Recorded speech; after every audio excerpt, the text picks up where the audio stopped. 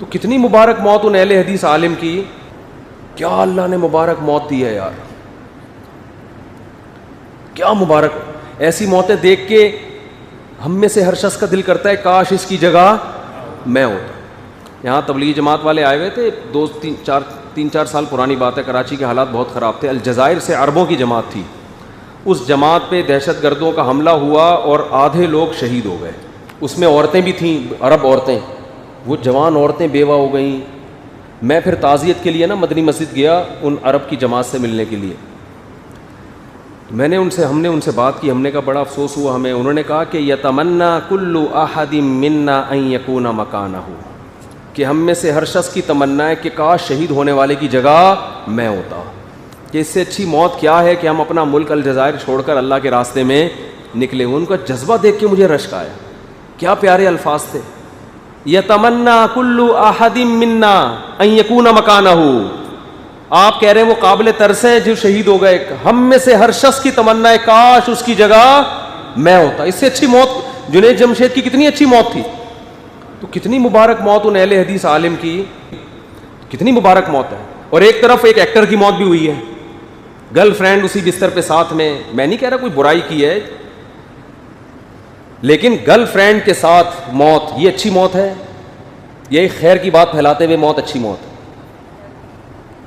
تو شوبز کی دنیا سے آپ کا تعلق ہے, پتہ نہیں کس طرح آپ کی موت آئے بھائی. بیوی کے ہمارے نبی صلی اللہ علیہ وسلم کی وفات ہوئی امی عائشہ کی گود میں, آپ کی زوجہ تھی. گرل فرینڈ کا بوائے فرینڈ سے کوئی رشتہ نہیں ہوتا. میں نے انڈیا فون کیا نا, تو وہاں مجھے بعض شوبز کی دنیا سے وابستہ جو لوگ رہے ہیں انہوں نے بتایا کہ یہ منگیتر تھی, شادی ہونے والی تھی. اچھی بات ہے, آپ اس سے شادی کرنے والے تھے. عام طور پر تو لبرل لوگوں میں یہ شادی وادی کی ٹینشن ہی ختم, لیکن تھی تو منگیتر نا. اور دوسری بات یہ کہ آپ کی جس حالت میں موت ہوئی ہے, یہ تو آپ ایک ایکٹر کے طور پہ دنیا سے گئے ہیں. دنیا میں کوئی بھی مذہب اس فیلڈ کو پروموٹ نہیں کرتا. اس میں بے حیائی ہے. اس میں آپ لوگوں میں جس طرح سے فلمیں بنتی ہیں, ڈرامے بنتے ہیں, جو لڑکیاں اپنے جسموں کو ایکسپوز کر رہی ہیں, اس سے کوئی معاشرے میں حیا تھوڑی پروموٹ. حیا اچھی, بے حیائی اچھی چیز ہے یا حیا؟ ساری دنیا جانتی ہے یار حیا اچھی چیز ہے, لیکن آپ کس کو پروموٹ کر رہے ہیں؟ بے حیائی. اور جب آپ کی ترقی کا ٹائم آیا, 40 سال کیا عمر ہوتی ہے انسان کی, اسی میں موت کا فرشتہ آتا ہے اور آپ کو پچھاڑ دیتا ہے. کتنی بڑی عبرت کا سامان ہے. اس سے ہمیں پتہ چلتا ہے کہ ہمیں توبہ کو ڈیلے نہیں کرنا چاہیے.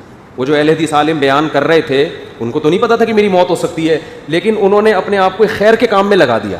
دیکھو ہمیں نہیں پتا کہ ہماری موت کس حالت میں آئے گی, تو ہر وقت اپنی حالت کو ٹھیک رکھ لو. امام مالک مدینہ سے کیوں نہیں نکلتے تھے کہ بھئی میں چاہتا ہوں میری موت مدینہ میں آئے. تو اب آپ کو تو پتہ نہیں ہے کب موت آئے گی, تو انہوں نے کہا مدینہ سے نکلیں گے ہی نہیں, کیونکہ ان کو یہ خوف تھا مدینہ سے نکلوں اور وہاں موت آ گئی تو پھر تو موت کا نہیں پتا. آپ چاہتے ہیں نا کہ اچھی حالت میں موت آئے, تو ہر وقت اچھی حالت میں رہیں آپ. تو موت کس حالت میں آئے گی؟ کتنی مبارک موت ہے. اور اس سے ان لوگوں کو بھی عبرت حاصل کرنی چاہیے جو صحابہ کے خلاف بغض اگلتے رہتے ہیں, کبھی حضرت معاویہ کے خلاف, کبھی حضرت ابو سفیان کے خلاف. ہمارے شیخ حضرت مفتی رشید احمد صاحب سے میں نے خود سنا, انہوں نے وہ جگہ سعودی عرب میں روضہ رسول کے پاس اپنی آنکھوں سے خود دیکھی ہے. بہت پرانا واقعہ ہے. حضرت کی تو 78-80 سال کی عمر میں انتقال ہوا نا. حضرت فرمایا کرتے تھے کہ سعودی عرب میں رسول, وہ جو مدینہ منورہ میں روضہ رسول کے سامنے 2 شخص کھڑے ہو کر ابو بکر و عمر کو معاذ اللہ برا بلا کہہ رہے تھے, گالیاں دے رہے تھے. یہ واقعہ ہوا ہے. آپ مدینہ کے وہاں کے جو بوڑھے عرب ہیں ان سے پوچھیں, وہ چشمدید گواہ ہیں اس واقعے کے. تو وہیں وہ دونوں کمبخت زمین میں دھس گئے, وہیں دھس گئے زمین کے اندر. کیوں؟ صحابہ کو برا بلا کہتے ہوئے. موت ان کی آئی ہے, صحابہ کو وہیں خدا کا قہر آیا, زمین میں دھسے. ابو بکر اور عمر رضی اللہ عنہما کو, شیخین کو گالیاں دے رہے تھے, برا بلا کہہ رہے تھے, وہیں دھسے. تو حضرت نے فرمایا کہ سعودی عرب نے اس وقت ایک نشان لگا دیا اس جگہ کے اوپر کہ عبرت. پھر سعودی عرب پہ کوئی سیاسی دباؤ آیا ہے, کیا ہوا ہے, اوپر کارپیٹ ڈال دیا, اس کو چھپا دیا. اب پتہ نہیں وہ نشان بھی ہے یا نہیں ہے. لیکن آپ جب مدینہ جائیں, کسی بوڑھے عرب جو مسجد نبی کے قریب رہتا ہو, وہ اس کا چشمدید گواہ ہوگا. تو بعض لوگوں کی موت آتی ہے, صحابہ کرام کو, اہل اللہ کو, اولیاء کرام کو, من عاد لی ولیا فقد آذنتہ بالحرب. حدیث میں آتا ہے کہ جو مجھ سے دشمنی کرتا ہے, اللہ فرماتے ہیں کہ جو میرے ولی سے دشمنی کرتا ہے, میرا اس کے خلاف اعلان جنگ. اور صحابہ سارے ولی اللہ تھے. دیکھو جو حضرت معاویہ کو معاذ اللہ فاسق قرار دیتے ہیں, فاسق کی حدیث مقبول نہیں ہوتی. تمام محدثین نے حضرت معاویہ رضی اللہ تعالیٰ عنہ سے منقول حدیثوں کو اپنی کتابوں میں جگہ دی ہے. یہ خود اس کی علامت ہے کہ محدثین کا یہ نظریہ تھا الصحابۃ کلھم عدول، سارے کے سارے صحابہ عادل ہیں. حضرت معاویہ نے حضرت علی کے خلاف جو کچھ کیا وہ ان کی اجتہادی غلطی تھی، غلط فہمی پر مبنی تھی. اس میں ان کی خواہش نفسانیہ کا، دولت یا حکومت کی لالچ پیش نظر نہیں تھی. جیسے امی عائشہ نے شروع میں جنگ جمل میں حضرت علی کے خلاف آئی ہیں، غلطی کی نا حضرت عائشہ نے، لیکن ہم حضرت عائشہ کو اس غلطی کی بنیاد پر غلط اس لیے نہیں کہتے کہ امی عائشہ اس غلطی میں اجتہادی غلطی پر تھیں. معاملات اتنے مشتبہ ہو گئے تھے، صحیح اور غلط کی پہچان مشکل ہو رہی تھی، لیکن امی عائشہ کو پھر احساس ہو گیا، انہوں نے توبہ کر لی. تو امی عائشہ جیسی فقیہہ جب جنگ جمل میں حضرت علی کے مخالف فوج میں آ سکتی ہیں، اس سے پتہ چلتا ہے کہ یہ غلطی اتنی واضح غلطی نہیں تھی، اس میں بڑے بڑے صحابہ بھی کیا ہوئے ہیں، مبتلا ہوئے ہیں. تو حضرت معاویہ اسی پر قائم رہے، ان کی رائے یہ تھی کہ میں غلط نہیں ہوں. تو صحابہ کو برا بلا کہنے سے پہلے 100 دفعہ سوچا کرو. میں بار بار کہتا ہوں، ہم نے علماء سے سنا اور دیکھا بھی ہے، صحابی رسول کو برا کہنے کا وبال دنیا میں سب سے پہلے یہ آتا ہے کہ چہرے کی رونق اور نور اللہ چھین لیتے ہیں، چہرے کے پہ پھٹکار برسنا شروع ہو جاتی ہے. یہ سب سے پہلا عذاب آتا ہے، چہرے کی رونق ختم. تو اللہ نے ان کو کتنی اچھی موت دی. یہ دفاع صحابہ میں تقریر کرتے ہوئے کتنے لوگ ہیں سردے میں موت آتی ہے. ہمارے محلے میں ایک بوڑھے رہا کرتے تھے، اللہ ان کی مغفرت فرمائے. اس بڑھاپے میں روزانہ رات کو تہجد میں مسجد آیا کرتے تھے. ایک دن مسجد کے لیے آ رہے تھے، تہجد میں مسجد کے قریب پہنچے، ہارٹ اٹیک ہوا، وہیں انتقال ہو. کتنی پیاری موت ہے.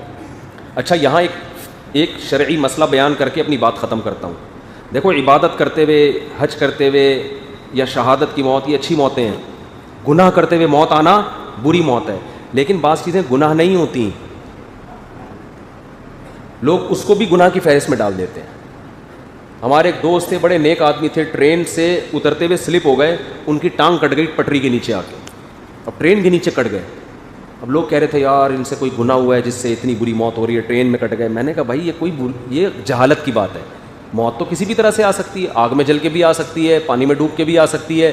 بعض بزرگ ہم نے دیکھے ہیں جو اتنے پرہیزگار کے شریعت میں یقینی طور پر کسی کو نیک کہنے کی تو اجازت نہیں ہے، لیکن اتنے ان کے حالات اچھے اور اللہ سے تعلق کہ اگر انسان قسم اٹھائے تو شاید جھوٹا نہ ہو، اتنے نے، لیکن آخر عمر میں ان کو فالج ہو گیا، ان کی زبان بند ہو گئی. اب جاہل لوگ کیا کہتے ہیں، ابے بھائی ان سے یہ کوئی گناہ ہوا. ایسا کچھ بھی نہیں ہے.